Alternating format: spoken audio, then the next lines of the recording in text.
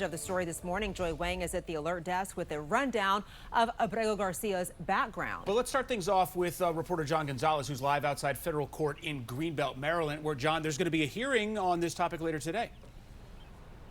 That's right, and we'll see how much pull this hearing will have with this case because, boy, those words sent shockwaves from the White House yesterday. El Salvador President Nayib Bukele saying that he will not release Kilmar Abrego Garcia, the man who was mistakenly deported to that federal prison, to that gang prison in El Salvador, even describing Abrego Garcia as a terrorist. Now, President Trump's top advisors have also stated that they have no basis for the Central American nation to return Abrego Garcia. So what happens next? Well, we know that later this afternoon, a federal judge here at the U.S. District Courthouse in Greenbelt will hold a hearing taking up the case. But there is a strong possibility that the Prince George's County father and husband may never return. I spoke with a senior policy analyst for the immigration team at the Center for American Progress. She's afraid that without due process in cases like this, it leaves legal residents vulnerable, and many should be very concerned.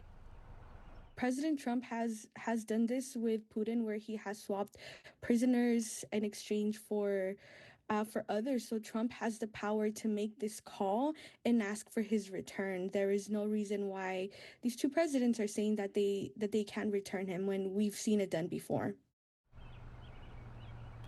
Now, a senior immigration and customs enforcement official said in a sworn statement that Abrego Garcia, quote, is no longer eligible for withholding of removal, unquote, because of the Trump administration's claim that he was once a member of the MS-13 gang, even though no evidence of that has surfaced. Coming up later this hour, what Senator Chris Van Hollen from Maryland is planning to do. He says he'll even travel to El Salvador.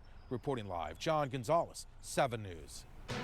The 7 News, we've been covering this story for weeks. Just look at all the articles we have on our homepage already. This one saying that he was mistakenly deported and that he's alive and secure. Another one talking to an immigration analyst about due process, as well as this latest story about the Salvadoran president saying that he won't be releasing him. And we're also learning more about Garcia's case. Court records state that he's been living in the United States for about 14 years. Along with it, we're also learning more about what's next. We're told it is not the first time he's accused of being a gang member. In fact, police questioned him in Maryland about it in 2019. Garcia said he wasn't and was eventually granted a withholding of removal status, preventing his deportation to El Salvador.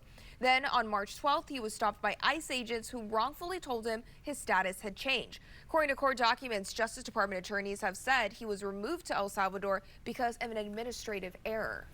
Well, just outside the White House yesterday, Kilmar Abrego Garcia's family and supporters, as you see here, gathered there to pray for his return. Leaders of the immigrant advocacy group CASA, they are vowing to fight on despite this setback in bringing him home back to Maryland. Garcia's case is also the topic of our online poll this morning. You can scan the QR code on your screen to weigh in. The question here is, should a president have the final say in the fate of a deported person? The majority of you, 60%, say no. We'll check in on the results again in our next half hour.